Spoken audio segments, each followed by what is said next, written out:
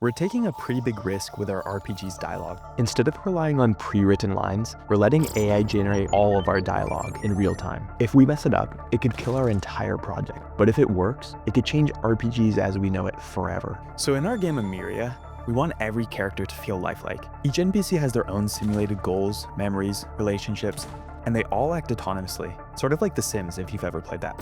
And this means that every NPC is deep and unpredictable. And because of this, dialogue is incredibly important to us.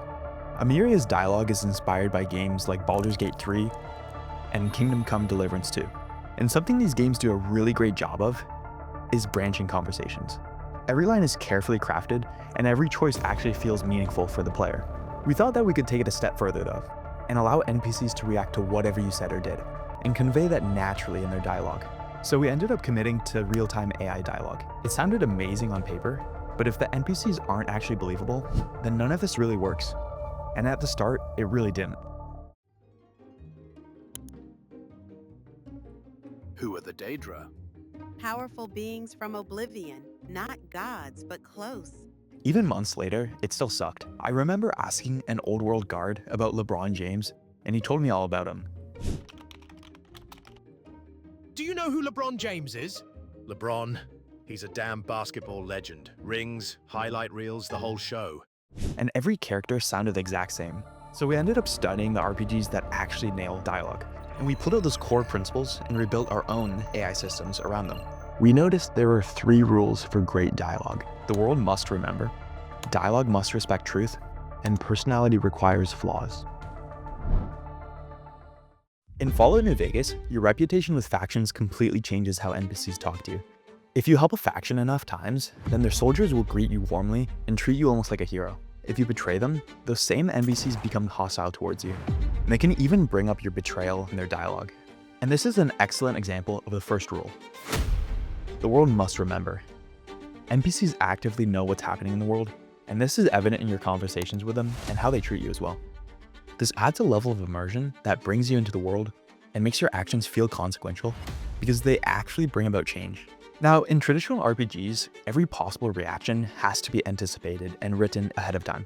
The writers will sit down and think through tons of scenarios, like what if the player helped this faction? What if they have this reputation? They write responses for each case, and it works really well for everything the writers thought to decide, but you just can't go past that really. Now, with AI, there's an opportunity to take this idea much further. Because dialogue is written on the fly, characters can react to just about everything now. For example, what happens if you bribe a guard whose uncle you just killed? The scenario is really specific, and it's difficult for writers to anticipate that sort of thing. You want mercy? Try the magistrate. But AI can't handle it, and many more like it. However, the challenge is that AI does not work this way by default at all.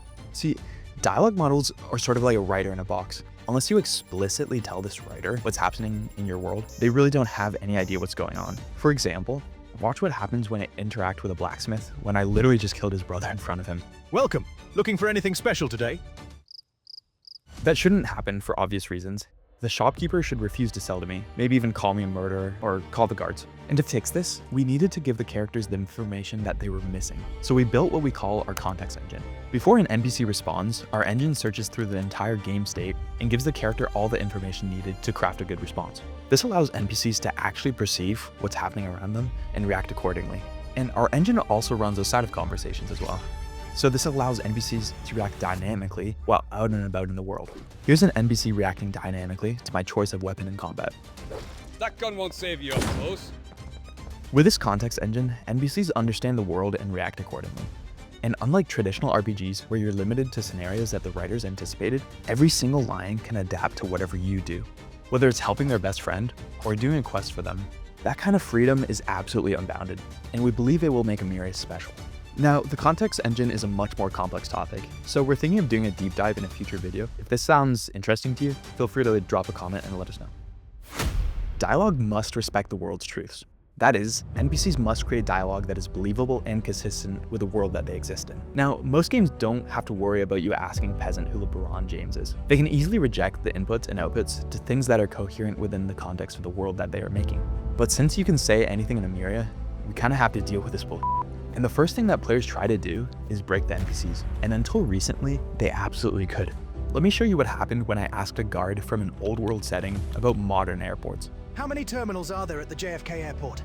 Well, I believe there are about 8 terminals at JFK, though I haven't been there myself. A peasant in a fantasy world that's casually discussing JFK. Yeah, that's definitely not red at all. By default, the characters know more than they should. JFK, LeBron James, the entire internet. None of that is inside of Amyria's game world.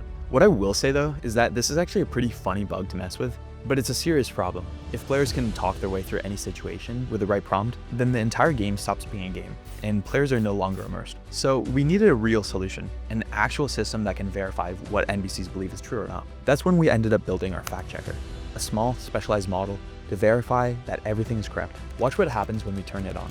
How many terminals are in the JFK airport? What in the blazes are you on about? Terminals? JFK? Are you drunk or just mad? Much better. With this, the NPCs can't be fooled so easily. They know their world and they stick to that, even when players try their hardest to break that.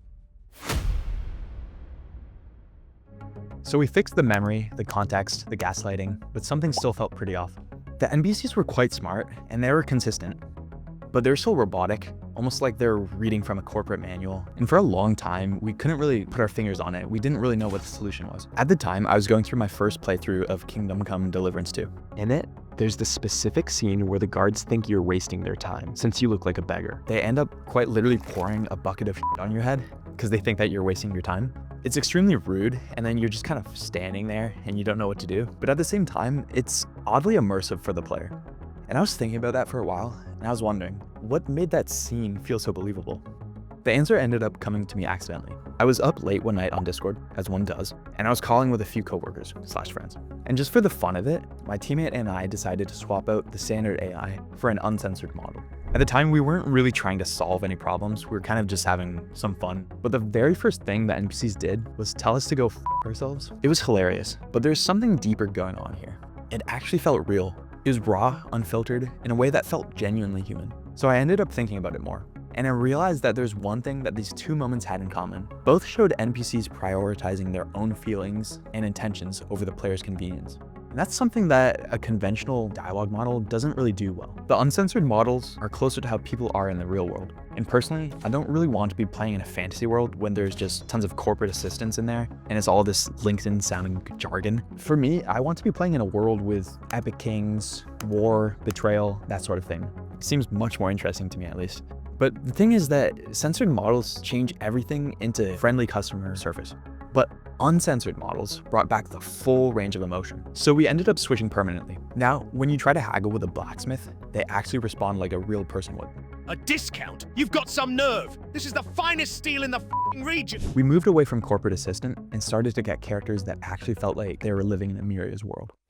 So now that we've gone through the 3 rules, let's be super clear. Why go through all of this? Given it could destroy our entire game, why choose AI dialogue in the first place? It's because when you layer all 3 of these systems together, something absolutely remarkable happens. Something traditional RPGs simply can't do. The sum of these features is something greater than its parts. Unprecedented player freedom in every aspect of the game. NPCs will be able to react to just about anything now. You can write your own specific insult and watch the NPC respond in a believable manner. Or you can now bargain like a human, negotiate prices, threaten to take your business elsewhere, or offer a favor instead of coins. Now, in my opinion, this does not replace traditional RPG dialogue. There's still a time and place for experiencing incredible stories crafted by a human. But with the ability to say or do anything, we get something completely new. For the first time ever, in every playthrough, you experience a story that is completely new and uniquely yours. And in my opinion, this could change gaming forever. That's why we chose this dialogue style, despite all the challenges. Because when you solve these problems, you get something truly special. You get a world that responds to your choices in ways the developers could never even anticipate.